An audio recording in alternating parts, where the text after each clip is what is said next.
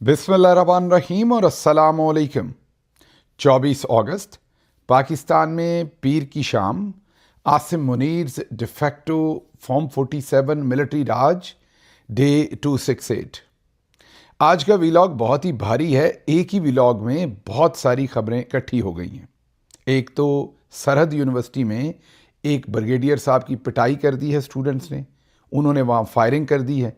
ये सारा मामला भी आपके सामने रखना है। फिर हमारे फील्ड मार्शल साहब वज़ीर बन गए। जी हाँ, मजाक नहीं हो रहा, वाकई वो वज़ीर बन गए अब काबीना में, और अब वो काबीना पे नज़र भी रखेंगे और काबीना में बैठेंगे भी। फिर उसके साथ ही साथ आपको एक एक्सक्लूसिव खबर भी देनी है बाजी मरियम से रिलेटेड, वो भी आपके सामने रखेंगे।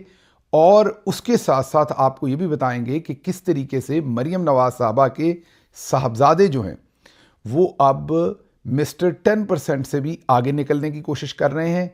जो मिस्टर 10% के किस्से थे वो पुराने हुए, अब मरियम साहबा के जो साहबजादे हैं वो ज़बरदस्ती शुगर मिलें छीन रहे हैं लोगों से। इस पर भी बात करेंगे। और भी बहुत सारी अहम खबरें हैं जो आपके सामने रखनी है, लेकिन सबसे पहले ब्रिगेडियर साहब वाली खबर को हमने तफसील से रखना है, जो सरहद यूनिवर्सिटी में उनकी पिटाई हुई है। लेकिन उससे भी पहले आपको ये कुछ तस्वीर दिखा रहा हूँ, खबर आदि दूंगा, क्योंकि आपको पता है कि मेरे बहुत ही मोहतरम हैं, प्यारे हैं मेरे जो सफदर भाई कैप्टन सफदर साहब, मैं उनका बड़ा एहतराम करता हूँ। उनके एहतराम की वजह से मैं पूरी खबर नहीं दे रहा। अगर सिर्फ बाजी तक का मामला होता तो ये मैं खबर पूरी देता। सफदर भाई के एहतराम की वजह से मैं ये अधूरी खबर आपके सामने रखूँगा, लेकिन मेरा ख्याल है आप लोग ख़ास से समझदार हैं, मेरी अधूरी खबर को भी आप समझ जाएंगे। ये जो तस्वीर नज़र आ रही हैं, इनके अंदर एक नया मेहमान है जो बाजी के घर पर आ रहा है, आ चुका है या आ रहा है। तस्वीरें देख लीजिए, पहचान लीजिए। कल को जब आपके सामने ये बॉम्बशेल खबर आई तो ताकि तब आपको पता हो कि हमने आने वाले मेहमान के बारे में बहुत पहले आपको बता दिया था। सज धज भी गौर कर लीजिए, इसमें जितने भी मेहमानाने गिरामी हैं और इसमें जो स्पेशल मेहमान हैं उनकी सज धज और चेहरे पर जो मतानत और मुस्कुराहट है वो भी देख लीजिए। और फिर आने वाले दिनों में जब ये खबर रियलिटी चेक मिलेगा सभी को, इसका कोई अनाउंसमेंट होगी, तो फिर सबको समझ आ जाएगी कि हमने ये खबर सामने क्यों रखी थी। अब चलते हैं सीधा सरहद यूनिवर्सिटी, जहां से आज एक हैरान कुन वीडियो सामने आई, जिससे ये भी पता चलता है कि इस वक्त माशरे में, सोसाइटी में, जो फील्ड मार्शल साहब ने एक काइनेटिक एनर्जी, मैं यही काइनेटिक ही कहूँगा उसे, जो उन्होंने एनर्जी इस वक्त प्रोड्यूस कर दी है लोगों के अंदर, और उसमें ज़ाहिर महंगाई है, गुर्बत है, और सरों में मारी हुई गोलियां हैं, लूटा हुआ मैंडेट है, अदालती निज़ाम छीना जाना है, चोरों को मुसल्लत कर देना, और पता नहीं कौन कौन से जराइम। उसकी अब कीमत जो है वो आम, या उसका गम व गुस्सा जो है वो आम फौजी अफसरान पर निकलता हुआ हम मुल्क के तूलो अर्ज़ में देख रहे हैं, किसी एक जगह पर नहीं। लेकिन ये पहला नतीजा आया है सरहद यूनिवर्सिटी से। गुंडागर्दी तो ऐसी पहले भी कई लोग कर जाते हैं यूनिफॉर्म के अंदर, लेकिन इस तरीके के तफ़े तोड़े और थप्पड़ वप्पड़ पड़ते हुए हमने पहली दफ़ा देखे। ये किस्सा कुछ इस तरह से है कि सरहद यूनिवर्सिटी के अंदर एक हेड ऑफ डिपार्टमेंट है, गालिबन अलाइड हेल्थ साइंसेज के, और उनका नाम है डॉक्टर जदून खान एडवोकेट साहब।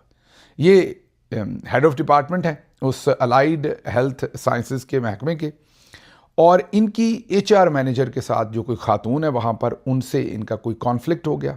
कोई महीना पहले हुआ या महीने से ज़्यादा देर हो गई ये कॉन्फ्लिक्ट हुए, मतलब लड़ाई झगड़ा हो गया, और दोनों ने एक दूसरे के ख़िलाफ़ यूनिवर्सिटी में दरख्वास्तें दे दी, और दोनों के ख़िलाफ़ इंक्वायरी है, जो भी यूनिवर्सिटी अपना अंदर का प्रोसेस कर रही थी।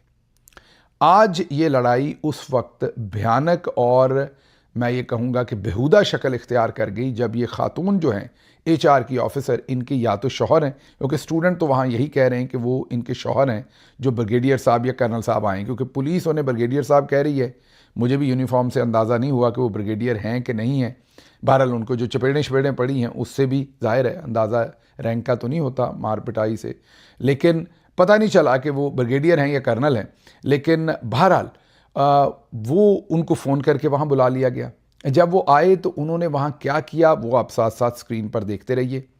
उन्होंने वहाँ पर आके, आपको आवाज़ में इसलिए नहीं सुनाऊंगा कि उसमें बहन की गाली भी दे रहे हैं, पहले उन्होंने सीधी गोली मारने की कोशिश की। सबसे पहले तो ये जो ब्रिगेडियर साहब हैं या कर्नल साहब हैं या मेजर साहब हैं, जो भी हैं, उन्होंने जो उम्र से तो वो मेजर साहब नहीं लगते, यूनिफॉर्म में हैं, सर्विंग है, पिस्तौल शस्तौल लगा कर आए थे और डंडा भी था उनके हाथ में। डंडा आपको पता कि ये रखते हैं क्योंकि डंडा तो हर जगह दे के रखना होता है। स्टूडेंट्स मतलब जिनको जैन जी कहते हैं, जिनको इंडिया में काकरोचेस भी कहा, जिन्होंने मोदी को सीधा करके रख दिया। अच्छा, इन्होंने आकर पहले तो वहाँ पर स्टूडेंट्स इकट्ठे हो गए क्योंकि गालिबन डॉक्टर जदून जो हैं वो स्टूडेंट्स के बड़े फेवरेट हैं। स्टूडेंट्स वहाँ इकट्ठे हो गए। ये हमें स्टूडेंट्स की जो डिफरेंट वीडियोज़ आई हैं उसमें जो बातचीत हो रही वहाँ से पता चला। स्टूडेंट्स इकट्ठे हो गए। जब स्टूडेंट्स इकट्ठे हुए और वहाँ पर उन्होंने इनको ज़ाहिर है इनके ख़िलाफ़ प्रोटेस्ट किया कि आप यहाँ पर क्यों आए वर्दी में, और इन्होंने स्टूडेंट्स के मुंह पर थप्पड़ मारे या किसी को छड़ी मारी। ये वीडियो में नज़र आता है कि ये हमला कर रहे हैं स्टूडेंट पर। पहली दफ़ा हमला हुआ तो बीच बचाव करवा दिया गया, लेकिन ये जो ब्रिगेडियर साहब थे, हम ब्रिगेडियर साहब ही कहेंगे क्योंकि पुलिस ने इन्हें ब्रिगेडियर कहा है, तो ये जो ब्रिगेडियर साहब थे इन्होंने आओ देखा ना ताओ, लोगों ने हालांकि छुड़वा दिया, लेकिन इनके अंदर आपको पता है कि आजकल तो तबलों शबलों पे नए मिली नगमे भी आ रहे हैं या तराने भी आ रहे हैं। DGISPR साहब वाले वही गालिबन सुन रखे थे या फितनातुल हिंदुस्तान ही समझ लिया उनको इन्होंने जो सामने थे। इन्होंने आखिरकार एक और चपेड़ जड़ दी, मतलब एक और थप्पड़ जड़ दिया जैन जी के मुंह पर, मतलब काकरोच के मुंह पर। बस फिर कॉकरोच मिलकर पड़ गए। वीडियो थोड़ी सी अधूरी बनी, उन्होंने सही तरीके से मेरा ख्याल तवाज़ो की, थप्पड़ शप्पड़ अच्छे पड़े, वहाँ पर पिटाई हुई बाकायदा ब्रिगेडियर साहब की। जब ब्रिगेडियर साहब को अंदाज़ा हुआ कि मामलात हाथ से निकलने लगे हैं, मतलब वर्दी शर्दी भी उन्होंने खींची, मामलात जब ज़्यादा ख़राब होने लगे तो उन्होंने अपने जिस्म के साथ बंधा हुआ पिस्तौल निकाला, जो उनके पास रिवॉल्वर था, पिस्तौल था, जो भी था, असलहा था, वो हम आपको इस वीडियो में नज़र भी आ रहा होगा। और उन्होंने पहले उस स्टूडेंट को सीधी गोली मारने की कोशिश की। अब पता नहीं उनसे चली नहीं या उन्होंने चलाई नहीं, मतलब आखिरी मोमेंट पर उन्होंने सोच लिया कि मैंने ये काम नहीं करना, या उनसे चली नहीं, पर जो भी हुआ अच्छा हुआ। फिर उन्होंने हवाई फायर किया पिस्तौल से तो जो गोली निकली एक या दो, लेकिन उनके मुंह से भी गंद निकला और उन्होंने बहन की गालियाँ शालियाँ भी दी वहाँ पर लोगों को, जो हम आपको नहीं सुनवाएंगे, लेकिन वो उन्होंने गालियाँ शालियाँ भी दी। और फिर आगे वीडियो बंद हो गई, मतलब वीडियो मज़ीद रिकॉर्ड होना बंद हो गई क्योंकि ज़ाहिर है उनके हाथ में पिस्तौल थी। उसके बाद बच्चे और बिफर गए। उन्होंने वो जो खातून हैं उन्हें भी यूनिवर्सिटी के अंदर ही, ज़ाहिर है वो अंदर थी, तो उनका भी रास्ता रोक लिया। अब ये जो ब्रिगेडियर साहब हैं इनके बारे में अभी तक हतमी तौर पर नहीं पता कि वहाँ से फ़रार हो गए या अंदर ही थे। बहरहाल उसके बाद पुलिस आ गई। पुलिस के ये जो कैप्टन साहब हैं, इनका नाम गालिबन, ये भी कैप्टन का मतलब समझ लीजिए कि कैप्टन रिटायर्ड का मतलब कि ये CSS पास किए बगैर, ये भी जर्नैली तोहफ़ा हैं, ये भी उधर से इधर ट्रांसफ़र किए हुए हैं, उनके कौम के नहीं, उनके वसीतर मफाद को प्रोटेक्ट करने के लिए। तो ये जो पुलिस अफसर कैप्टन रिटायर्ड हमज़ा हमायूं हैं, इन्होंने वहाँ पर एक स्पीकर से बात करते हुए, स्पीकर मुंह के सामने रख के स्टूडेंट्स को ये कहा, उन्होंने बोला क्या, वो आपके सामने रख देते हैं कि हम फ़ौज के कानून को जानते हैं जो बहुत सख्त है, बड़ा ही सख्त है जी। मैं कहा जी बड़ा ही सख्त है, आइन भी तोड़ देता है, अदालतें भी लूट लेता है। मेरा मतलब 3-3 साल किसी की प्रमोशन नहीं करता पूरी फ़ौज में, बड़ा ही सख्त है जी। ये पता नहीं वैसे ये ड्रामा हमें कब तक सुनाएंगे। इनको समझ नहीं आती कि कौम को पता चल गया, कौम मज़ीद चेन नहीं बनना चाहती।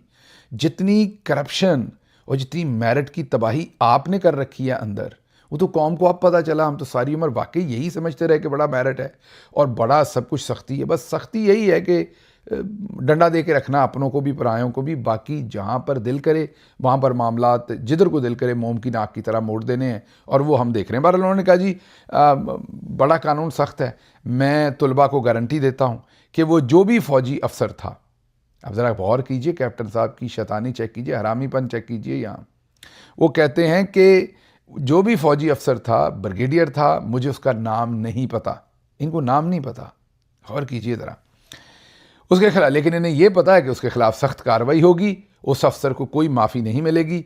ये पुलिस अफसर कैप्टन रिटायर्ड हमज़ा हमायूं ने तलबा को गारंटी दी, और वो बता रहे हैं कि बड़ा मतलब कानून सख्त है फ़ौज का, लेकिन फ़ौजी जर्नल्स दबा अगर आइन तोड़ते, बल्कि आइन की इज़्ज़त लूटते हैं, आइन का बलात्कार करते हैं, इज़्ज़त लूटते हैं जब उनका दिल करता है।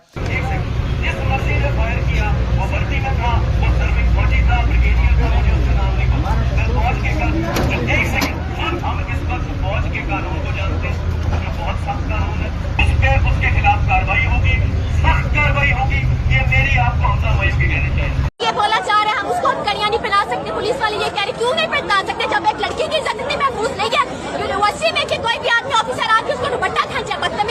तो बहरहाल ये आज वाक़या हुआ सरहद यूनिवर्सिटी में। चले, वाक़या तो दो लोगों के दरमियान एक ज़ाती कॉन्फ्लिक्ट है या दो पार्टीज़ या चार पार्टीज़ और बीच में स्टूडेंट्स आ गए, लेकिन इससे जो स्टूडेंट्स के अंदर गुस्सा भरा हुआ है उसको देखिए ज़रा। जो कुछ इन्होंने कर दिया फील्ड मार्शल साहब ने कौम के साथ, उसके तनाज़र में जो गुस्सा है लोगों के अंदर उसको समझिए। और अब यहाँ तक मामला चला गया कि वर्दी पर लोगों ने हाथ डालना शुरू कर दिया है। ये किसी दिन भी प्रेशर कुकर फटना है, खुदा ना करे कैसा हो, मैं तो कहूँगा कि नहीं होना चाहिए। लेकिन जितने ह्यूमन राइट्स की वायलेशन, डेमोक्रेसी की वायलेशन, फ्रीडम ऑफ स्पीच की वायलेशन, मतलब जो कोई बोलता है उसे चुक लो। जो सहाफ़ी किसी की बात, अवाम की बात, अवाम का गम व गुस्सा आगे पहुँचाता है, उस सहाफ़ी को उठा लो। तो जैसी घुटन पाकिस्तान के डिक्टेटर्स ने क्रिएट कर दी है, ये उसका जो अवाम का गम व गुस्सा है उसका शाखसाना। बहरहाल हम तशद्दुद को तो किसी सूरत एंडोर्स नहीं कर सकते, यही कहेंगे कि तशद्दुद का रास्ता नहीं अपनाना चाहिए। लेकिन आज जो हुआ वो ये ब्रिगेडियर साहब ने बहुत गलत किया। वहाँ पर नौजवानों के मुंह पर थप्पड़ मार रहे हैं। इतने सारे नौजवानों के दरमियान ये शुक्र करें कि इन्होंने जो मामलात जितने एस्केलेट करने की कोशिश की थी, खुदा का शुक्र है कि वहाँ गोली नहीं चली, मामलात बच गए। लेकिन मैं अभी आपको ये भी बता देता हूँ कि इनके खिलाफ़ कार्रवाई भी हो जाएगी, क्योंकि एक इंडिविजुअल मैटर है और अपनी साख भी बचानी होगी। तो चंद दिन में अब शायद DG/ISPR की स्टेटमेंट देखें कि इनको बर्खास्त कर दिया, ये कर दिया, वो कर दिया। यहीं पर कोई जनरल साहब होते, कोई आइन शाइन लूटा होता, कोई अदालत लूटी होती, तो सितारे मिलने थे, फील्ड मार्शल बनाना था और तमगा इम्तियाज़ मिलिट्री देना था हमने। बहरहाल ये मामला आज हुआ जी। उसके साथ साथ अगली आपको एक और वीडियो दिखा देते हैं। लकी मरवत में फ़ौज ने मेडिकल कैंप लगाने की कोशिश की। ये पहले भी खबर ये आ चुकी, लेकिन आज की मुनासबत से आपको दिखाएं कि गुस्सा सिर्फ सरहद यूनिवर्सिटी के अंदर नहीं है, ये हर जगह के ऊपर है। लकी मरवत में फ़ौज ने मेडिकल कैंप लगाने की कोशिश की। इलाके वालों ने निकल कर उनको वहाँ से भगाया। फ़ौज कैंप छोड़कर वहाँ से चली गई। इलाके वालों का कहना है कि फ़ौज वाले बॉर्डर पर आते हैं और जब भी आते हैं इलाके में दहशतगर्दी बढ़ जाती है, लिहाजा हमें मेडिकल कैंप की ज़रूरत नहीं, बस हमसे दूर रहें। ये यासिर ख़ान सिकंदरी जो हैं वो ये लिखते हैं, ये तहरीर मैंने उन्हीं की पढ़ के आपके सामने रखी है। तो वो कह रहे हैं कि ये चंद दिन पहले इसी तरह का वाक़या जो है वो लकी मरवत में भी हो चुका है। अच्छा, अब इसका सलूशन मरियम साहबा ने क्या निकाला है, जिनके यहाँ मेहमान की मैंने वो बात की, तस्वीरें भी दिखाई हैं आपको। उन्होंने इसका हल ये निकाला है कि पंजाब में दफ़ा 144 में 1 महीने की मज़ीद तौसी कर दी है। तो जब से मरियम नवाज़ आई हैं, मरियम नवाज़ का नाम आप दफ़ा 144 ही रख लें। जब से मरियम नवाज़ आई हैं पंजाब में दफ़ा 144 ही लगी, टूटती नहीं है। मतलब कि वो उसकी मुद्दत ख़त्म होने लगती है तो पहले ही एडवांस में ही उसकी एक्सटेंशन कर देते हैं। तो बाजी मरियम को आप दफ़ा 144 ही कह लें या दफ़ा 144 की गवर्नमेंट कह लें, तो वहाँ पर तोसी हो गई है। और दूसरी तरफ कहते हैं कि मुल्क में इन्वेस्टमेंट आएगी, ये आएगा, वो आएगा, हमने ये कर दिया, हम अब हरमैन शरीफैन को हमने जाके प्रोटेक्ट करना है, सऊदी अरब को हमने प्रोटेक्ट करना है, फ़लाँ को हमने करना है। लेकिन यहाँ हालात ये कि मुल्क में, पंजाब में खुसूसन दफ़ा 144 है कि वो टूट के नहीं रह रही। अच्छा, अगली एक ख़बर आपने कल सुनी और हमारे पास क्योंकि ख़बर थी नहीं उसके आगे और कोई तज्जिया भी नहीं था, क्योंकि उस खबर को स्टडी नहीं कर रखा था हमने अच्छी तरह से। सामने आई आप ही की तरह जैसे आपको खबर मिलती है कि रावलपिंडी को अगले 6 महीने के लिए फ़ौज के सुपुर्द कर दिया या वहाँ पर फ़ौज बुला ली गई।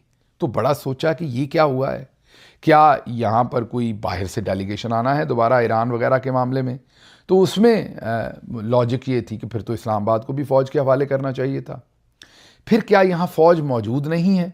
मतलब अगर आप कहें ना कि कोई शहर, वैसे तो कोई ऐसी जगह नहीं है जहाँ फ़ौज मौजूद ना हो, लेकिन चले हो सकता है कोई छोटा मोटा कस्बा हो जहाँ पर फ़ौज मौजूद ना हो और उन्हें ख़तरा हो कि यार यहाँ पर कोई काम हो जाना है, तो वो बाहर से फ़ौज मंगवाएं। रावलपिंडी का तो ऐसा मामला नहीं है, वहाँ पर तो फ़ौज मौजूद है, बल्कि GHQ है, फ़ौज ही फ़ौज है हर तरफ। वहाँ टोपी रखते, टोपी चुक, मतलब हर जगह पर वहाँ फ़ौज ही फ़ौज है। तो फिर वहाँ पर फ़ौज मंगवाने की क्या ज़रूरत है? तो फिर हमने अपने कुछ ज़राए से बातचीत की। अच्छा, अब ये ख़बर नहीं है, तज्जिया है, ये ज़हन में रखना। तज्जिए गलत भी होते हैं, सही भी होते हैं। आपके सामने ईमानदारी से तज्जिया रख देते हैं। जब ख़बर होती है, इन्फॉर्म्ड होती, वो भी बताता हूँ, गपशप होती है, वो भी बताता हूँ। तो ये ख़बर नहीं है, ये तज्जिया है। तो तज्जिया इस पर मुरतब सारी इन्फॉर्मेशन, जानकारी इकट्ठी करने के बाद यही बना कि आने वाले दिनों में फील्ड मार्शल साहब 10 से 12 लेफ्टिनेंट जनरल और बहुत सारे और अहम ओहदों के ऊपर उन्होंने तकर्रियाँ भी करनी है, तरक्कियाँ भी देनी है। अब ये जो तरक्कियाँ उन्होंने देनी है, उन्होंने बहुत मुद्दत से रोकी हुई हैं। जो इदारा हम सुनते थे ना, उसकी तो उन्होंने तबाही निकाल के रख दी ना, मेरिट ही नहीं छोड़ा कोई इदारे में। कहने का मतलब ये है कि पिछले 2 साल से उन्होंने किसी को तरक्की नहीं दी, तो इदारे वाला काम तो ख़त्म कर दिया, क्योंकि इदारों में ऐसा नहीं होता। जहाँ डिसिप्लिन होता है, कवानीन होते हैं, रूल ऑफ लॉ होता है, आइन होता है, जहाँ कोई भी चीज़ इदारे के तौर पे चलती है, वहाँ आप इस तरीके से, ये खाला जी का बाड़ा है, इदारा तो नहीं है। तो मतलब मैं डिसिप्लिन के हिसाब से कह रहा हूँ। तो वो तो आपने बर्बाद कर दिया। अब उन्होंने ज़ाहिर है जो तरक्कियाँ देनी है, लोग कहते हैं कि पहले भी OTS के लोगों को मिली हैं, अभी भी मिलनी है। तो जो तरक्कियाँ उन्होंने और तकर्रियाँ करनी हैं, उसमें ये कहने वाले कहते हैं कि खदशा ये है कि कोई रिवोल्ट ना हो जाए। तो आप कहेंगे रिवोल्ट हो जाए तो गिल साहब फिर क्या होगा, वहाँ फौज ही फौज है पहले ही पिंडी के अंदर। ये बड़ा इंटरेस्टिंग पॉइंट है जो मुझे एक रिटायर्ड लेफ्टिनेंट जनरल साहब ने क्लियर किया। उन्होंने कहा गिल साहब, अगर कोई तरक्की या तकर्री ऐसी हो जिसमें जो कमांडेंट ऑफिसर हैं रावलपिंडी के, उन्हीं को एतराज़ हो और वो खुदा न खास्ता कोई फौज शौज मूव कर दें या कोई अपना दस्ता मूव कर दें, कोई काम करने के लिए कोई शरारत कर दें, तो फिर उनको कौन रोकेगा? तो मैंने कहा जी कौन रोकेगा? उन्होंने कहा उनका तो वो टेरिटरी होगी ना, उनके पास उसकी कमांड है, और उनके मिजाज के ख़िलाफ़ तकर्री या तरक्की हुई है, तो उन्होंने अगर अपनी को फोर्स मूव कर दी, कोई रिवॉल्ट कर दिया, तो फिर फील्ड मार्शल साहब क्या करेंगे? मैंने कहा जी क्या करेंगे? उन्होंने कहा इसलिए उन्होंने 6 महीने के लिए फ़ौज के सुपुर्द किया है। मैंने कहा जी समझा नहीं। उन्होंने कहा ये जो दस्ते फ़ौज के, अब ज़ाहिर है फ़ौज के सुपुर्द किया है, तो इसका मतलब है कि फॉर्मली हुकूमत ने फ़ौज को ये टेरिटरी सौंप दी है कि आप इसको कंट्रोल करें। तो यहाँ पर अब कोई ब्रिगेड लगा होगा, कोई यूनिट लगी होगी, कोई कंपनी लगी होगी, 1, 2, 3 जितने भी, मतलब को 500, 700, 800 फौजी जवान यहाँ पर लगाए होंगे या ज़्यादा। उन्होंने कहा अब ये नहीं पता वो बहावलपुर कोर में से बुला के लगाए हों, वो ये नहीं पता कि वो मंगला से मंगवा के लगाए हों, जहाँ से भी। अब वो जो 500, 700, 300 जितने भी फौजी जवान अफसरान वहाँ लगा दिए रावलपिंडी में, अब अगर तकर्री और तरक्की के वक्त जो पिंडी में पहले से जो भी लोग विराजमान थे, उनको अगर चौधरी साहब का वो किया हुआ काम पसंद नहीं होता और वो रिवोल्ट करने की कोशिश करते हैं, तो पिंडी के अंदर वाले जवान तो उनकी कमांड के नीचे है, लेकिन जो बाहर से ला के अब फील्ड मार्शल साहब ने वहाँ पे तैनात किए हैं, वो तो उनकी कमांड के नीचे नहीं है ना, वो तो किसी और की कमांड के हैं। वो अपने मंगला वाले की कमांड के होंगे, या वो बहावलपुर वाले की, या वो पेशावर वाले की, या जहाँ से भी उन्हें ला के अपॉइंट किया गया है उनकी कमांड के होंगे, या कोई स्पेशल यूनिट लगाया गया तो उसकी कमांड के होंगे। तो अगर कोई ऐसा रिवॉल्ट होगा तो ये जो बाहर की आई हुई कमांड है ये उसको रोकेगी, क्योंकि फील्ड मार्शल साहब ने ये वो लोग लगाए होंगे या उस कमांडेंट ऑफिसर की यूनिट, कंपनी, ब्रिगेड यहाँ लगाई होगी जिन पर उन्हें पूरा एतमाद है कि वो रिवॉल्ट नहीं करेंगे, या वो पहले ही इस सिस्टम के हिस्सेदार हैं, उनका भी सरकड़ाई के अंदर है। तो ये रावलपिंडी को फ़ौज के हवाले क्यों किया गया, ये इसका एक इंटरेस्टिंग तज्जिया है। दोबारा कह रहा हूँ, ख़बर नहीं है, और ये कहा जा रहा है कि और कोई वजह नहीं है। कुछ लोग कहते हैं जी वो इमरान खान साहब का मिलिट्री ट्रायल करना, सब बकवास बातें। मिलिट्री ट्रायल करना तो पहले भी तो वो फ़ौज के फ़ौजी जनरल्स के कब्ज़े में है, अगवा किया हुआ है, जिस दिन मर्जी कर लें मिलिट्री ट्रायल, उसके लिए ये सब कुछ करना पड़ना है। और लोग कहते हैं जी वो इसलिए कर दिया, उसलिए कर दिया, पहले ही वहाँ पर इतनी फ़ौज है तो मज़ीद फ़ौज। तो लॉजिक यही बनती है इस तज्जिए की जो हमने आपके सामने रखा। अच्छा, फिर अगली खबर जो है वो, इससे पहले कि हम मरियम साहबा के अब साहबजादे भी जरदारी बन रहे हैं, मतलब जो इल्ज़ामात उन पर थे वो अब यहाँ पर खुल के हो रहे हैं कि मिलें छीन रहे हैं, लेकिन उससे पहले कंवर दिलशाद साहब, जिन्होंने जितनी भी प्रेडिक्शंस की, आपने याद रखना है, 26वीं तरमीम की प्रेडिक्शन सबसे पहले कंवर दिलशाद साहब ने की थी, 27वीं की थी, वो वैसे वैसे ही हुआ। जनरल्स के बहुत करीब समझे जाते हैं, सेक्रेटरी हैं इलेक्शन कमीशन के, कवानीन को जानते हैं, आइन वगैरह को भी जानते हैं, इलेक्शन कमीशन के मामलात को भी जानते हैं। उन्होंने फिर फील्ड मार्शल साहब के 5 सितारा फील्ड मार्शल बनना, चीफ ऑफ डिफेंस फोर्सेस, ये सारी प्रेडिक्शंस उन्होंने अपने कॉलम्स के अंदर कर रखी हैं, और वो वैसे वैसे ही बाद में चीज़ें हुई हैं। अब क्या वो सामिया चौधरी से फाल निकलवाते हैं? नहीं, क्योंकि वो मिलिट्री के बहुत करीब हैं, तो उन्हें मिलिट्री के अंदर से खबर मिलती रहती है और वो खबर देते रहते हैं, या कई दफ़ा मिलिट्री उनके तवस्सुत से आप तक अपना पैगाम भी भेजती है कि उन्होंने क्या करना है। अब उन्होंने पिछली सारी खबरें तो जो दी वो अभी तक बिल्कुल दुरुस्त निकली। आज तो वो खबर नहीं दे रहे, बल्कि अब तो वो जो हो चुका है वो बता रहे हैं आपको। हो क्या चुका है, सुनिए। मुक्तदर हल्के, मतलब के जनरल्स जो हैं, चूंकि मुल्क में नए सूबों की तश्कील के लिए पुरअज़म है, लिहाजा तमाम सियासी जमातों को एक प्लेटफॉर्म पर लाने के लिए अंदर खाने काम हो रहा है। हमारी खबर की कंफर्मेशन जो चंद दिन पहले हमने आपको दी थी, ये दुनिया न्यूज़ में उनका आर्टिकल छपा है। मेरी इत्तला के मुताबिक वज़ीर दाखिला मोहसिन नकवी को यह जिम्मेदारी सौंपी गई कि सियासी जमातों को इकट्ठा करके फैसला किया जाए। हमारी खबर की फिर तजदीद या उस खबर को दोबारा से इंडोर्समेंट मिल रही है अब जर्नल्स के जो बहुत करीब कंवर दिलशाद हैं। इसका मतलब हमारा निशाना दुरुस्त जगह पर था। मोहसिन नकवी साहब वाला जो हमने पूरा अहवाल आपको बताया था, हॉस्पिटल जाना, पिम्स, शिफा, वो बाहर क्या हो रहा था, वो सारी बात आपको बताई थी, और खान साहब का इनकार और वो सारी बातें हमने आपको बताई थी। दिफाई अफवाज और नेशनल कमांड अथॉरिटी से मुतल्लक वो दो बिल कौमी असम्बली में कसरत राय से मंजूर कर लिए गए, और अब वो 13 दिसंबर 2025 से जो अभी अमेंडमेंट करवाई ना, वो अभी नहीं उन्होंने कहा कि अगस्त 2026 से वो नाफिजुल अमल होंगे। अपने वाला काम पीछे से करवाते हैं। उन्होंने कहा जी इसे 13 नवंबर 2025 से ही इसे इम्प्लीमेंटेड समझे। कानून अब पास हो रहा है लेकिन बैक डेटेड में जाके उसकी इम्प्लीमेंटेशन करवा रहे हैं। असल बात आप सुनिए जो कंवर दिलशाद साहब ने बताई। वो कहते हैं कौमी सलामती, दिफा और मुसल्लह अफवाज से मुतल्लक तमाम अमूर के बारे में चीफ ऑफ डिफेंस फोर्सेस वज़ीर आला का आला मशीर होगा। वो मशीर बन गए हैं, वो मुशीर बन गए, मतलब वजीर बन गए हैं वो। आगे सुनिए, इस एक्ट की मंजूरी के बाद फील्ड मार्शल सैयद आसिम मुनीर फौजी अमूर के हवाले से वजीर आजम के मशीर आला होंगे, मतलब चीफ एडवाइजर होंगे, मतलब कैबिनेट के सीनियर तरीन मेंबर होंगे, और इस हैसियत से काबीना का हिस्सा होंगे, और कौमी असम्बली और सेनेट के इजलास में शिरकत के भी आईनी मजाज होंगे। बल्ले बल्ले बल्ले। अब फील्ड मार्शल साहब कौमी असम्बली में बैठेंगे पहली लाइन में, सेनेट में बैठेंगे। ये मैं नहीं कह रहा, Kanwar Dilshad, former secretary election commission और जर्नल्स के बहुत ही करीब शख्सियत।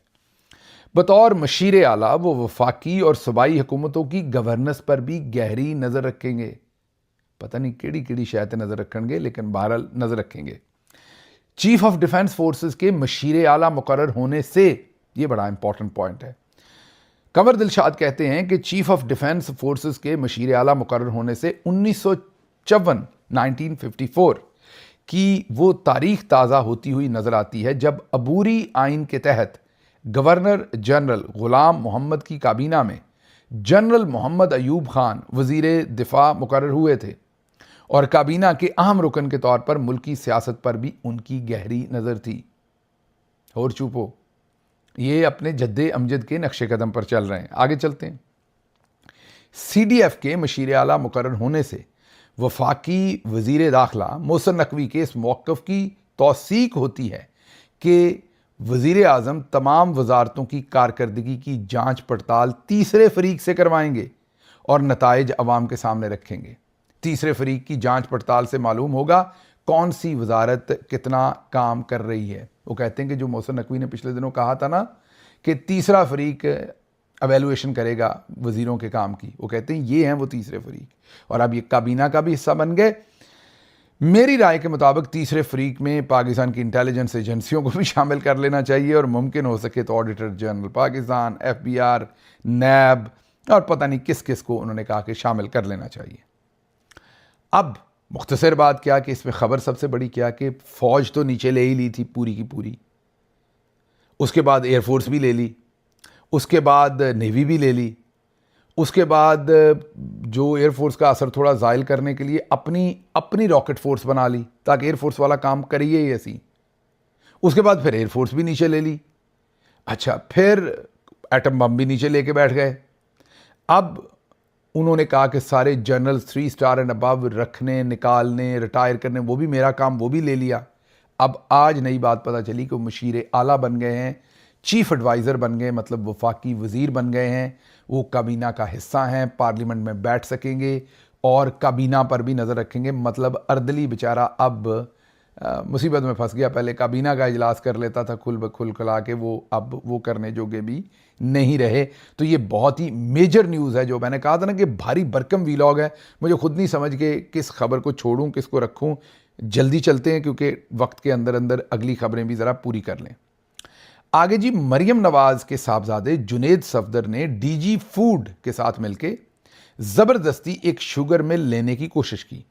इस शुगर मिल के मालिक जुनेद कियानी ने फील्ड मार्शल सैयद आसिम मुनीर को ख़त लिखा कि मुझे इन लोगों से बचाएं। खालिद हुसैन बाट, उन्होंने टेलीविज़न पर यह इल्ज़ाम लगा दिया। बहुत ही शदीद तरीन इल्ज़ाम लगा है ये।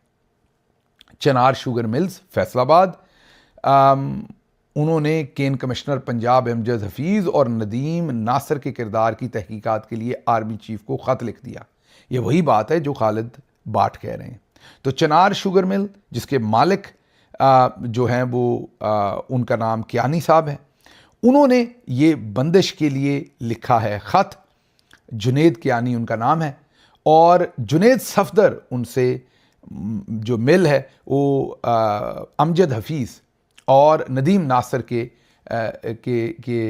साथ मिलके वो उनसे मिल छीनने की कोशिश कर रहे हैं। आसिफ अली जरदारी साहब पर ये इल्ज़ामात लगते थे जब उन्हें मिस्टर 10% कहा जाता था, और फिर उन पर यह इल्ज़ाम लगा था कि जो कोई होटल, जो कोई चीज़ उन्हें पसंद आती थी, इल्ज़ाम उन पर यह था कि वो लोगों को बुला के कहते थे कि इसमें मेरा इतना शेयर है, ये मुझे बेच दो, ये लो पैसे, अपनी मर्ज़ी की कीमत दे के चीज़ छीन लेते थे। जो नहीं देता था उसकी पिटाई करते थे। अब जुनेद सफदर भी इसका मतलब है कि जरदारी बनेंगे। उन लोग तो कहते हैं ना बड़ा होकर ये बनूंगा, वो तो छोटे होते ही जरदारी बनने की कोशिश कर रहे हैं। वैसे बाजी के बेटे हैं तो, लेकिन फिर दूसरी तरफ भाई सफदर के भी बेटे हैं, तो भाई सफदर को अगर मैं देखता हूं तो फिर जुनेद को ऐसी हरकतें नहीं करनी चाहिए। और पता नहीं ये इल्ज़ाम जो है वो, अब जाहिर है ये तो डॉक्यूमेंटेड है, इसमें हम ये भी नहीं कह सकते कि इसमें कोई चीज़ भी नहीं है।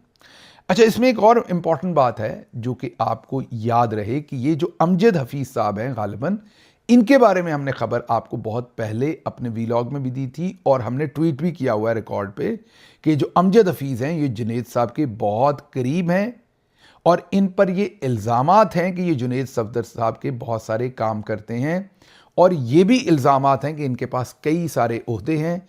और ये भी इल्ज़ामात, मैं इल्ज़ामात इसलिए कह रहा हूँ कि मेरे पास कोई डॉक्यूमेंट नहीं है, तो मैं ये अनकन्फर्म्ड इल्ज़ामात ही कहूँगा। इन पर यह भी इल्ज़ामात हैं कि ये जुनेद सफदर साहब को यूनिवर्सिटी के ज़माने से जानते हैं और उनके हाथ के ऑफिसर ये लगाए हुए हैं और इनके पास कई ओहदे हैं। और अब ये खबर आई है कि इनके साथ मिलके ये जुनेद कियानी साहब की चनार शुगर मिल जो है, जो खालिद हुसैन बाट साहब ने इल्ज़ाम लगाया इनके ऊपर, अब उसका ज़ाहिर है जवाब तो यही देंगे कि इसमें क्या सच्चाई है। लेकिन असल इसमें बात देखिए कि जो मोहसिन नकवी ने चंद दिन पहले कहा था कि सिस्टम बर्बाद हो गया है, तो असल बात इसमें यह है कि उन्होंने किसी अदालत का दरवाज़ा नहीं खटखटाया, मरीम नवाज़ को दरख्वास्त नहीं दी, नैब को दरख्वास्त नहीं दी, FIA पुलिस को दरख्वास्त नहीं दी, अर्दली को दरख्वास्त नहीं दी, सीधी उन्होंने आर्मी चीफ को दरख्वास्त दी है। Mean field marshal Syed Asim Munir, तमगा इम्तियाज़ मिलिट्री, जो कि रिटायर्ड हो चुके हैं लेकिन बहरहाल पोजीशन पर हैं, उनको उन्होंने दरख्वास्त दी सीधी सीधी। मतलब सिस्टम वाकई कोलैप्स हो चुका है, उन्हें नीचे किसी के ऊपर एतमाद नहीं है नून लीग की हुकूमत पे। आखिरी खबर ज़रा आपके सामने, आखिरी एक दो खबरों में से जो एक खबर है वो रख दें जो इम्पोर्टेंट है, वो ये है कि आज नून लीग वालों ने नई कार्रवाई डाली। इमरान खान से जो सुप्रीम कोर्ट ने हाल ही में फैसला दिया कि उन्हें शिफा इंटरनेशनल हॉस्पिटल शिफ्ट किया जाए, तो नून लीग ने आज मुबैना तौर पर जेल में से 3 कैदियों से दरखास्तें दिलवाईं। ये जो कैदी हैं इनके एक का नाम इलियास खान, दूसरे का मोहम्मद इस्माइल खान और तीसरे का अवैस अल्ताफ़ है। इन्होंने कहा कि हमें ऐसी ऐसी बीमारी है जिसका सिर्फ़ और सिर्फ इलाज शिफा इंटरनेशनल हॉस्पिटल में ही हो सकता है, और इन्होंने अपनी इस दरख्वास्त के साथ जो इन्होंने इस्लामाबाद हाई कोर्ट के अंदर दायर की, सुप्रीम कोर्ट ने जो इमरान खान साहब के लिए फ़ैसला दिया उसकी कॉपी साथ लगाई और कहा कि क्योंकि इमरान खान को आपने इजाज़त दी कि वो प्राइवेट हॉस्पिटल से इलाज करवा सकते हैं अपने ख़र्चे पर, तो हमें भी इजाज़त दीजिए। हमारा तो इलाज होना ही सिर्फ शिफा इंटरनेशनल से और कहीं से हो नहीं सकता। और वजह इन्होंने ये बताई कि हमारा मसला जो है वो ऐसा है कि वो इंटरनल ब्लीडिंग हो रही है और ये सिर्फ शिफा से ही हो सकता है, हम अपने अखराजात ख़ुद उठाएंगे और अदालत ने ये जो फ़ैसला दिया हमें भी यही सहूलत दी जाए। अच्छा, याद रहे कि 2 रोज़ पहले वफाकी वज़रा ने जब प्रेस कॉन्फ्रेंस करके कहा था कि अदालत के हम इस फ़ैसले को इसलिए नहीं मानते कि कल को कितने मरीज़ और जो अपना कैदी जो हैं वो कहेंगे हमने भी प्राइवेट हॉस्पिटल जाना, तो फिर हम क्या कहेंगे। तो वज़ीर भी देखें, सामिया चौधरी हैं इनके वकील के वज़ीर इनके, कि उनको पहले ही पता है कि चंद दिन बाद कैदियों ने ये दरख्वास्त दे देनी, और आज कैदियों ने वो दरख्वास्त दे दी। जज कौन से?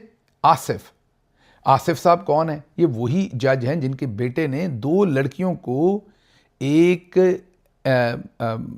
नॉन कस्टम पेड इलीगली कहेंगे आप उसे, लैंड क्रूज़र के अंदर बगैर आईडी का, बगैर ड्राइवर्स लाइसेंस होने के, मगर मतलब कि उसके पास वो भी अंडर एज था गालिबन, ड्राइवर्स लाइसेंस भी नहीं था, कुचल के मार दिया था। और जज साहब ने उन्हें ऐसे मक्खन में से बाल की तरह बाहर निकाल लिया था अपने बेटे को।